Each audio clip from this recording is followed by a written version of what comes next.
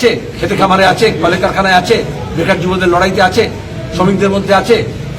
দেখবে বড় বড় গাড়িতে কিছু বড় বড় স্টিকার লাগিয়েছে আর মোদির মুখ দিয়ে প্রচার করছে। ইকোনমিক্সে একটা কথা আছে, ল অফ ডিমিনিশিং রিটার্ন। যত বেশি ব্যবহার করবে আস্তে আস্তে সেটা ক্রমহ্রাসমান হবে। এখন মোদির ছবি দেখলে লোকের রাগ হচ্ছে, কারণ রুটি রুজির প্রশ্ন এবং মূল্যবৃদ্ধির প্রশ্ন সামনে চলে আসে। যেখানে দাঁড়িয়ে 26,000 চাকরি বাদ। ममता जी बोल रही है कि कम्युनिस्ट और कांग्रेस अभी एक इतिहास हो गया है। इट वाज मैं अभी पत्रकार को बोला कि इतिहास की बात मत करो, वर्तमान की बात करो। দাদা দাদা দাদা আপনি কিছু বলুন না, বর্তমানে আপনাদের কি রকম আপনার পজিশন? বর্তমানে আমরা গোটা দেশে আরএসএস এর মোদী সরকারকে উৎখাত করার জন্য চেয়েছিলাম সবাই এক কাট্টা হোক, কিন্তু যেহেতু মমতার টিকি বাধা আছে আরএসএস এর হেডকোয়ার্টারে, তৃণমূল কংগ্রেস তৈরি হয়েছিল বিজেপির টাকায় এবং আরএসএস এর পরিকল্পনায়। তারপরে যারা বিজেপির লোকজন ছিল তারা সব তৃণমূলে ঢুকে গেছিল, আরএসএস কার্ডার ছিল, মমতাকে আরএসএস দুর্গা সাজানো হয়েছিল। এখনো ক্ষোভ থেকে বার করা হয় যখন তার প্রয়োজন হয়।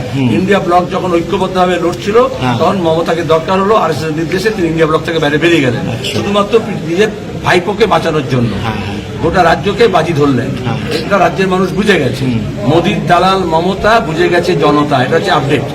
সেজন্য পশ্চিমবঙ্গে আমরা বিজেপির বিরুদ্ধে লড়াইয়ের সঙ্গে সঙ্গে তৃণমূলের বিরুদ্ধে লড়াই করছি। সুতরাং বিজেপি তৃণমূল বিরোধী শক্তিগুলোকে একটা করছি, বাম এবং কংগ্রেস এই জন্য একটা হয়েছে, আর সেজন্য মানুষ তাদের সঙ্গে চলে আসছে।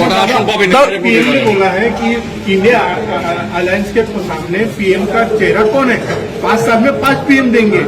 आपको क्या लगता है कि ये सही बात है? ये कोई मुर्गी अंडा देने का बात है? जब मुर्गी है तो फिर आप अंडे की बात क्यों कर रहे आपका हो? पीएम का चेहरा कौन है, कौन बनेगा पीएम आपके? जब मनमोहन सिंह प्रधानमंत्री बने थे कोई विज्ञापन दिया गया था?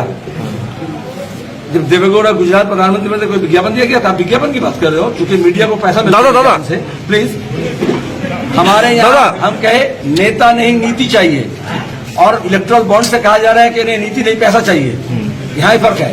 और नीति अगर चाहिए तो हक की बात करो, रोटी रोजी की बात करो। चेहरा लेके क्या होगा?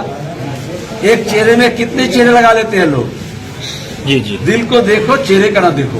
দাদা যেখানে এসএসসি প্যানেল বাতিল হয়েছে সেখানে দাঁড়িয়ে ব্রাত্য বসু বলছে যে 26,000 চাকরি বাতিল হয়েছে, সেখান থেকে দাঁড়িয়ে তারা অযোগ্যদের চাকরি দেবে, কি বলছে? এই অযোগ্য শিক্ষামন্ত্রীকে জেলে পাঠাতে হবে, তারপরে কোনো কথা হবে।